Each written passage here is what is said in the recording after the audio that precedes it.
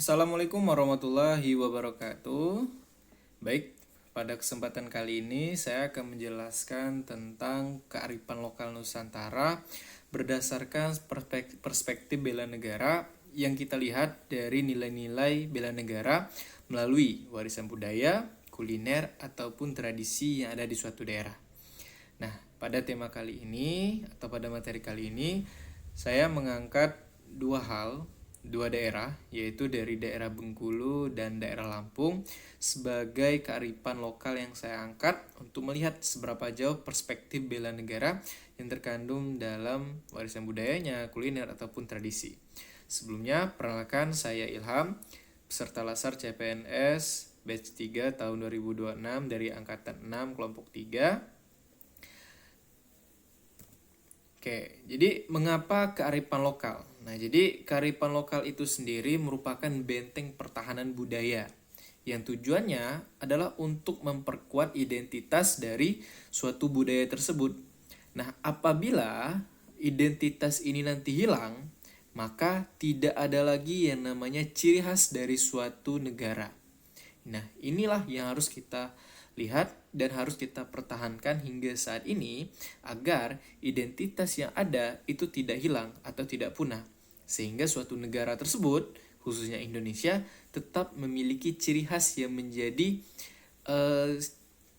sesuatu yang unik bagi negara tersebut. Nah, yang pertama itu ada alat musik dol Bengkulu. Nah, jadi alat musik dol ini merupakan salah satu warisan seni yang ada di Provinsi Bengkulu tentunya. Nah, kalau kita lihat secara simbolis, ini merupakan simbol kekuatan dari rakyat, ya. Mengapa? Karena alat musik dol ini adalah alat musik tradisional yang berbentuk seperti beduk besar dan ia dimainkan secara berkelompok. Nah, biasanya alat musik dol ini dimainkan atau identik dengan perayaan Tabot. Nah, atau dalam kegiatan-kegiatan atau acara-acara besar di Provinsi Bengkulu juga biasanya menggunakan alat musik dol ini sebagai iringan penyambutan untuk seseorang yang kategorinya penting ketika hadir dalam suatu rapat tersebut, misalnya seperti gubernur, bupati. Nah, itu biasanya dalam penyambutannya akan menggunakan musik dol sebagai iringannya. Nah, dari suaranya ini itu mencerminkan semangat juang dan energi masyarakat Bengkulu dinamis. Mengapa? Karena dalam permainan musik dol ini itu dimainkan dengan sangat-sangat semangat dan tentunya harus mempunyai kelincahan agar menghasilkan suara musik yang benar-benar indah ketika didengar nantinya.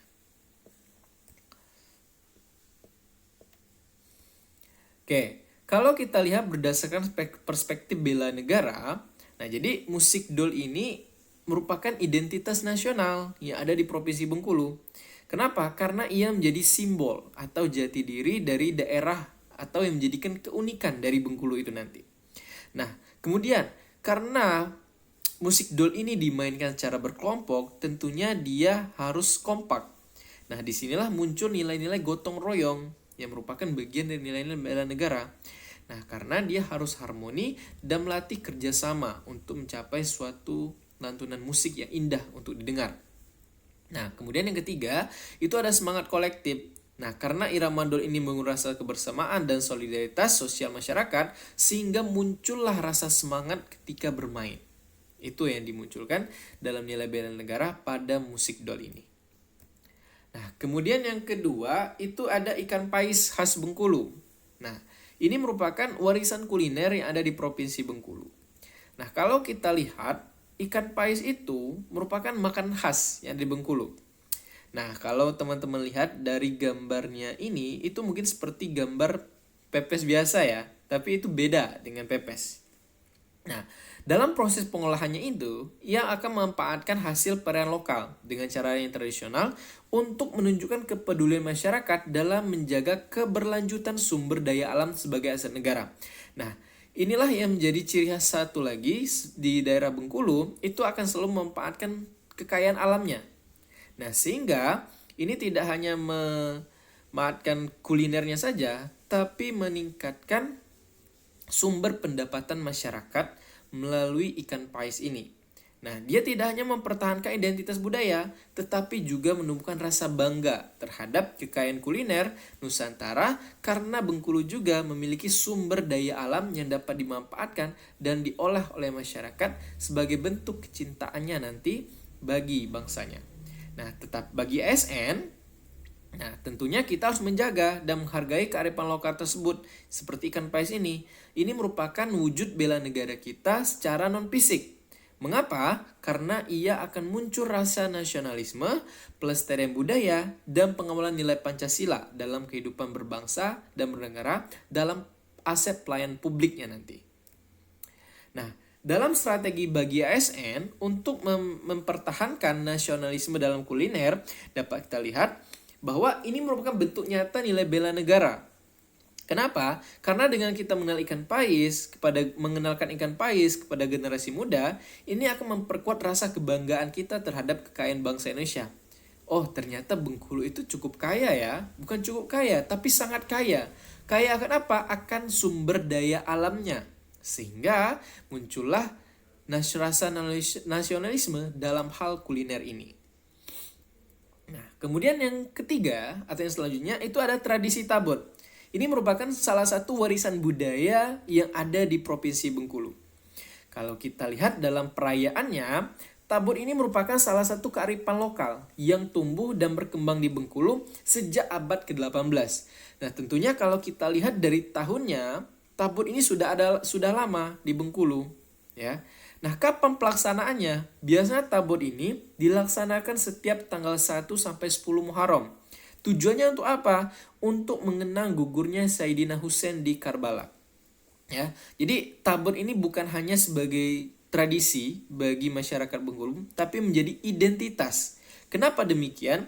Karena ketika prosesi tabot itu berlangsung, banyak masyarakat dari luar daerah itu yang berbondong-bondong untuk datang dan menyaksikan langsung bagaimana prosesi tabot ada di Bengkulu ini. Karena ia tidak sebentar, karena banyak proses yang dilalui untuk bisa sampai proses tersebut, dari mengambil tanah sampai pembuangannya, ya. Jadi tradisi ini juga mempererat kebersamaan masyarakat. Jadi tidak hanya melestarikan budaya, tapi meningkatkan rasa kebersamaan antar masyarakat yang ada di Bengkulu nantinya.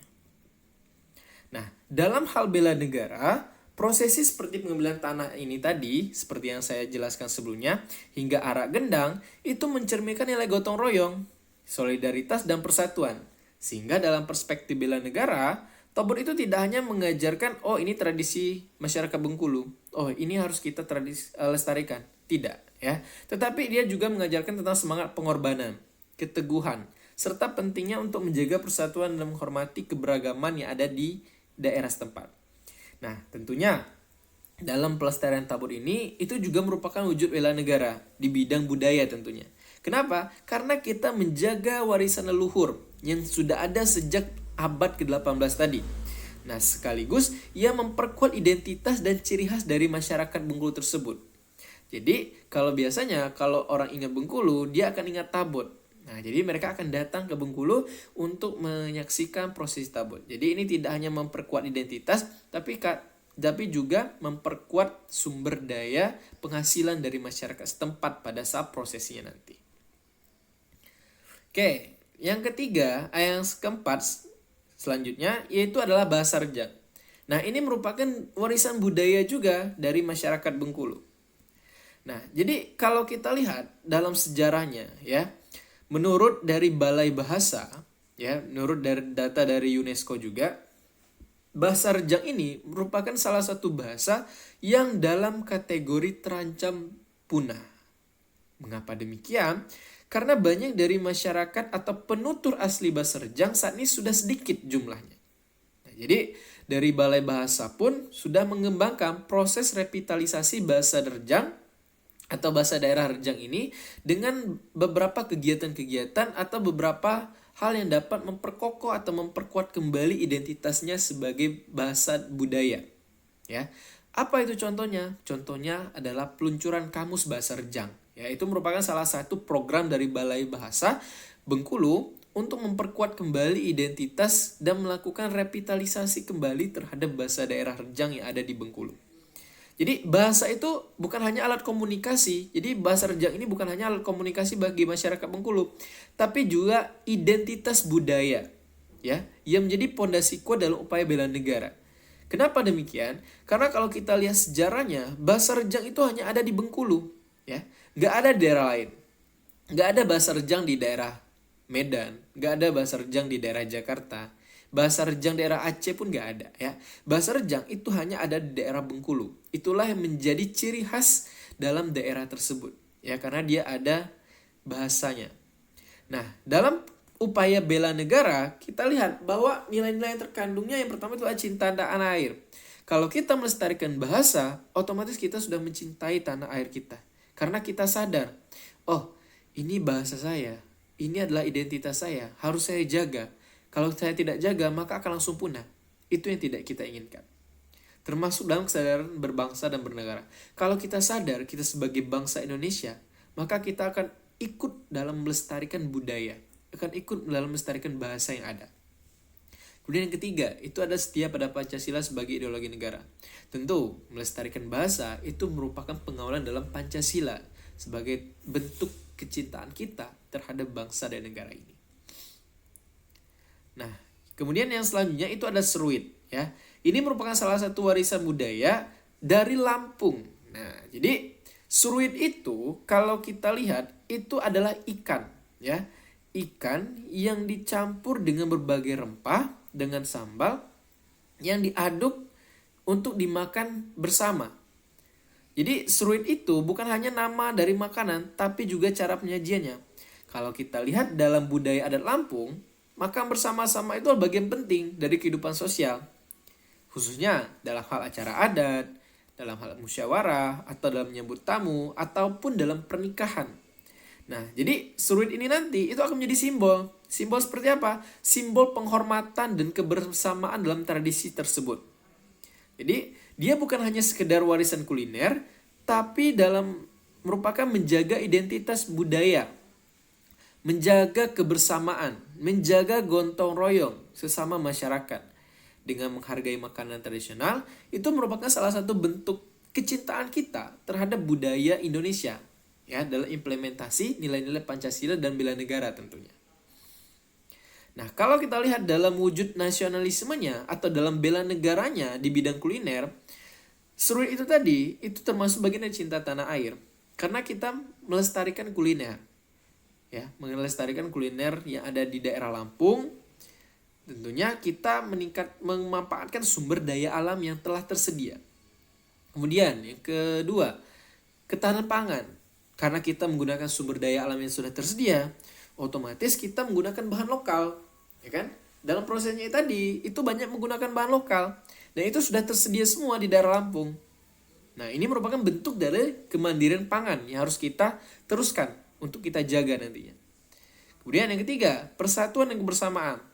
Nah, kalau kita sebut tradisi nyeruit atau yang dikenal dengan makan bersama ke dalam Lampung, ya, itu memperkuat solidaritas sosial antar masyarakat. Nah, jadi dia akan muncul rasa persatuan, rasa kebersamaan antar masyarakat nanti. Kemudian yang keempat itu ada penguatan ekonomi lokal. Nah, jadi karena menggunakan menggunakan bahan-bahan yang sudah ada di alam, bahan-bahan yang sudah ada di daerah. Jadi itu akan mendukung para nelayan, para petani dan UMKM daerah dalam program ketahanan pangan tadi. Kemudian yang terakhir adalah ketahanan budaya. Jadi dengan kita melestarikan budaya dalam bidang kuliner, kita sudah turut serta dalam menjaga warisan leluhur dari pengaruh asing tentunya. Jadi kita tetap menjaga identitas yang ada di daerah kita atau di suatu bangsa, khususnya Indonesia, khususnya lagi di daerah kita masing-masing, agar tetap eksis di zaman sekarang. Nah, di zaman digitalisasi saat ini, penting untuk kita generasi muda untuk terus berkomitmen untuk menjaga, ya, warisan budaya, kearifan lokal yang sudah tertanam sejak dahulu, dan jangan sampai terpengaruh dengan budaya asing tentunya. Itu tantangan terbesar kita sebagai masyarakat saat ini. Oke, mungkin cukup sekian yang dapat saya sampaikan. Satu pesan saya, menjaga warisan budaya, warisan kuliner, ataupun budaya yang ada di suatu bangsa, daerah kita, Itu adalah tugas bersama dalam hal membela negara. Ya, jangan sampai budaya kita hilang tertelan zaman. Jangan sampai identitas kita terpengaruh oleh pengaruh asing. Itu akan berbahaya bagi bangsa kita, bagi daerah kita tentunya. Ya. Sekian, saya Ilham, NDH 21. Terima kasih. Wassalamualaikum warahmatullahi wabarakatuh.